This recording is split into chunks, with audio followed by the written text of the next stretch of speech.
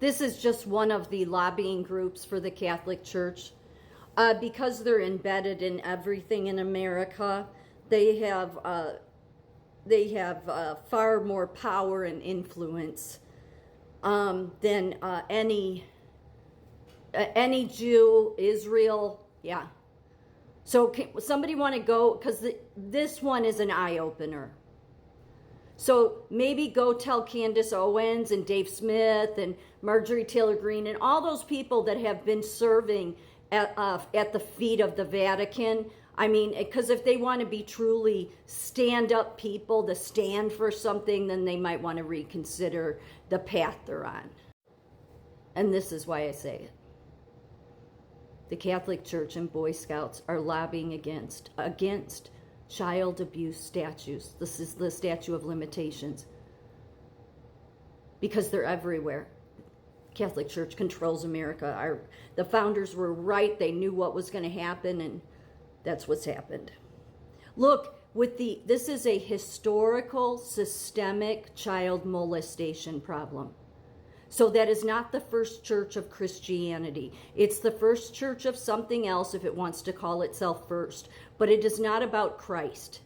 Again, Christ's criteria is you will know them by their fruits. Let me tell you their fruits. In his sermon, the priest talked about a bill pending in the state legislature that would give survivors of child sexual abuse more time to sue their abusers and the institutions that hid abuse. The Catholic Church was being mistreated, the priest said. Legislators were being particularly harsh toward the church while leaving public school teachers who commit crimes off the hook. Then the priest singled out Mert. This gentleman who was trying to do something. Tom Mert, the priest said, wasn't defending the church in his time of need. In fact, the Republican and lifelong Catholic was supporting the legislation. Similar scenes played out across Pennsylvania that week in 2016.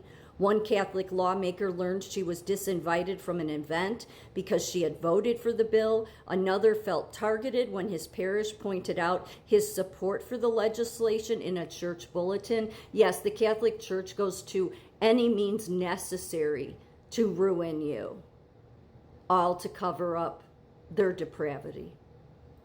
Such efforts may have appeared hyper-local and deeply personal, but they weren't. They were part of a coordinated effort by the Catholic Church to kill the Pennsylvania legislation. That effort extended from the halls of the State House, where church-sponsored lobbyists worked behind the scenes and testified publicly, to the very pews where some legislators bowed their heads in prayer. In an era when many advocates use social media and online petitions to garner widespread support, the Catholic Church instead focuses on the audience it already has. In Philadelphia, the Archdiocese coordinated the distribution of letters to all 2019 parishes that warned of serious dangers, that's in quotes, posed by the bill, and urged people to pick up additional information at the exits after Mass and contact their lawmakers. Since 2009 alone, state lawmakers from both sides of the aisle have tried at least 200 times to extend the civil statute of limitations for child sexual abuse, according to USA Today analysis of legislation filed in all 50 states.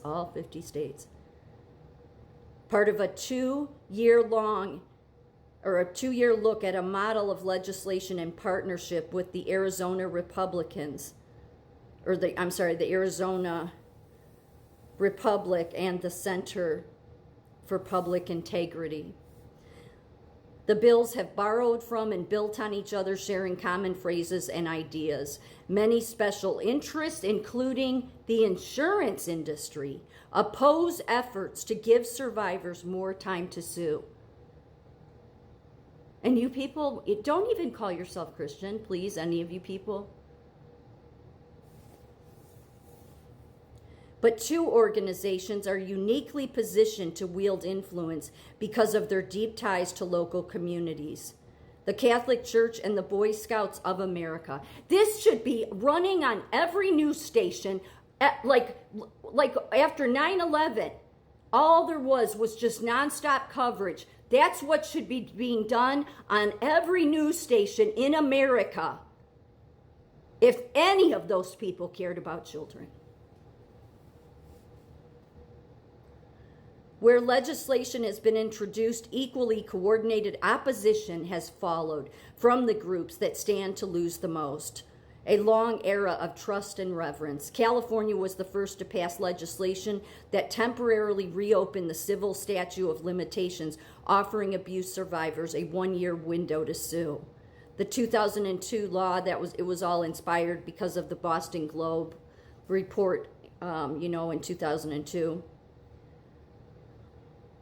And it goes on to say here that the Globe's investigation into the Catholic Church, according to Marcy Hamilton, an expert on statute of limitations who has been tracking such legislation for 2 decades. The newspaper series went beyond identifying individual predators to reveal an institutional cover-up. Yes, a historical systemic problem. It also illustrated what advocates have long said. It can take time for survivors grappling with trauma to come forward. The average age of disclosure is 52. It's very difficult for victims of abuse in these religious settings to come to terms with how it was possible that God let this happen. That's the part that upsets me the most. So none of you Catholics, don't call yourself Christian.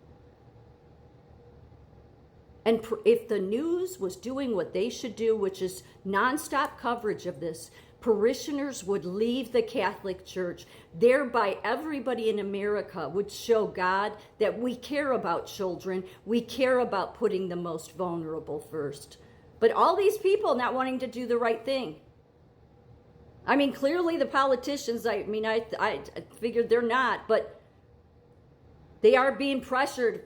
So the only people that can end this abuse is the parishioners. Leave that church. It is not Christian.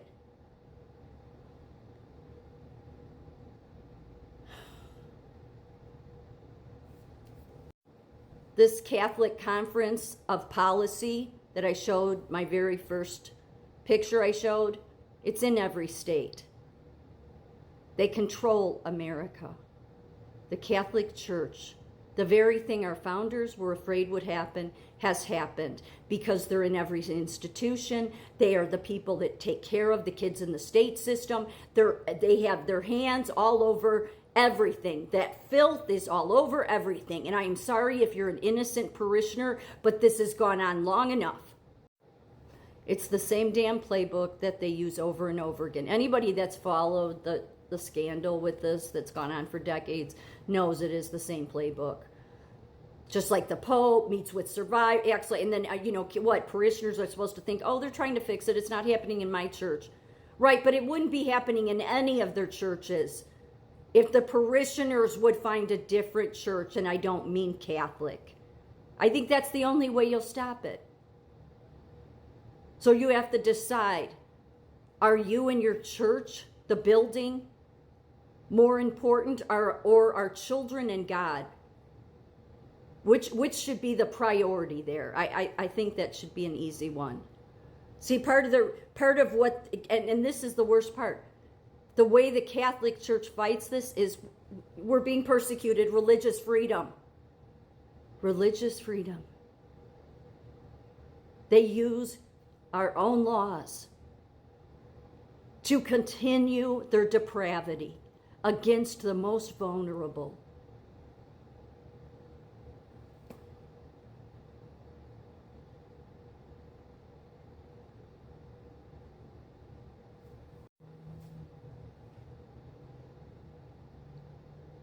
I'm surprised God hasn't given up on us.